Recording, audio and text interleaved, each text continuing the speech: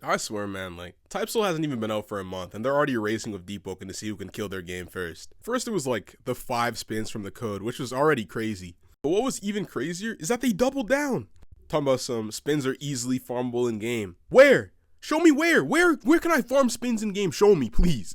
And don't even get me started on like, oh my, bro, just, lock in, chat. Let's talk about it.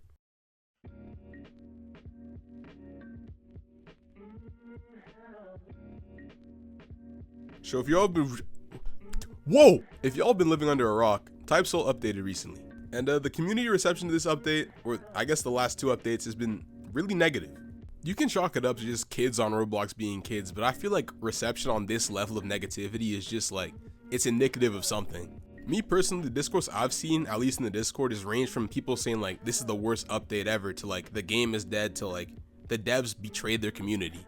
Although I don't agree with some of the more extreme things being brought up, I do want to talk about some of the real issues that we've seen in these last 2 updates, and maybe how we can fix them. The first of which being the spins.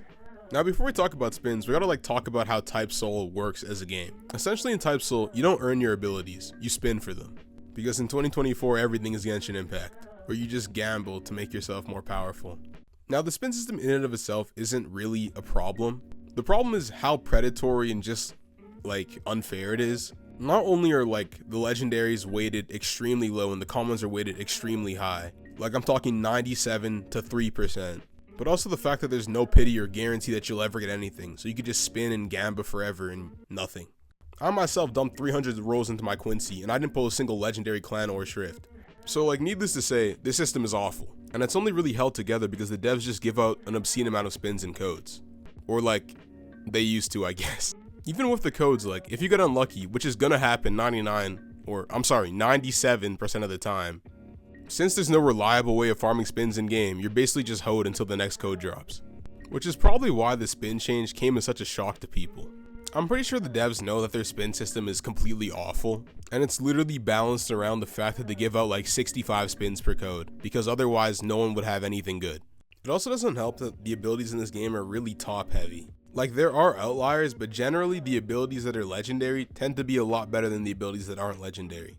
Like I literally can't think of a single common Sheikah I would use over Dagger or Longsword. I need to stress like how dumb this change actually is. Like in a game where your entire spin system is based on gambling, you can't not give out free gamble. Like every gacha game gives out free gambling currency, dog. Like this change is so weird to me. Like rewarding your players isn't a new concept. Like you would only make a change like this if you just wanted to drive sales up, in my opinion. People weren't buying spins enough, so you like decided to give out less spins. Just say that. Don't lie to us and say there's easy ways to farm spins in game, because there aren't. If the devs did want to fix this issue, which they don't, because this issue makes them money and it's actually not an issue for them.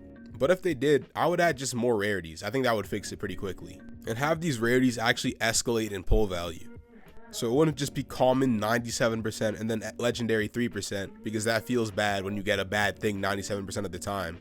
Instead of common 97% and legendary 3%, it would be like common 40%, at rare 30%, epic 10%, like legendary 1%, mythic 0.5%, and like so on. This would make it so that like 1A, you're not pulling dog shit 97% of the time, and B, you actually have other abilities to disperse in power levels so that people who don't get the like tippy top thing can actually settle for something lower until another code drops. That way you can actually keep your like little baby Mickey Mouse codes.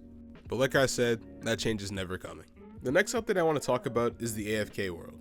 And I'm not really outraged about this more than I'm just like really confused. Like I don't know what they were cooking with this one. First off is the fact that you have to pay for it, which is already just weird. Even if there is that rare chance of winning it from a clan war, gatekeeping the rewards that are available in there behind a paywall is just kind of like weird. My friend was running it earlier today and he got like 3 essences in like 3 hours. And also like just other overpowered stuff. Like the value you generate by just doing nothing is crazy. And even though boss raid was literally just introduced, the new best farm in the game is going to bed and leaving your computer on for 8 hours. And then you wake up and leave your computer on while you go to school for 8 hours. And then you leave it on while you eat dinner. And then you just load into the game and you just profit. Like it's so dumb, it's so stupid. And every single reward is on the table, even stuff Gate kept behind Clan War, which made sense because they were extremely powerful abilities. But now for like the small price of $10, you can just get those abilities for free while you're sleeping and just idling. And now like any sense of prestige or like value has just been stripped from these items. Even trading value is cooked for these items. Even brand new super fun cool content like boss raid that was just added is invalidated now, because why the fuck would I bust my cranium fighting head captain when I can just sit AFK for a few hours and get like triple the rewards? It makes literally no sense. And this, coupled with the spin change, just has me thinking like the devs are just at this point money hungry, and they're going down the same path as the old devs. There's literally no reason where someone can spend $10, sit AFK, and get better rewards than me for playing the game. But like, there is a reason actually. It's if you're money hungry and you want your game to be pay to win. And if you ask me, bro, like Type Soul is becoming very pay to win. Leave a comment on like what you think about this, because you know, I personally think the game is becoming very pay to win, and it's low-key been like that from the start, and the spins low-key just covered it up. And I don't know, if you think so, leave a comment, like, comment, subscribe, and I'll see y'all later.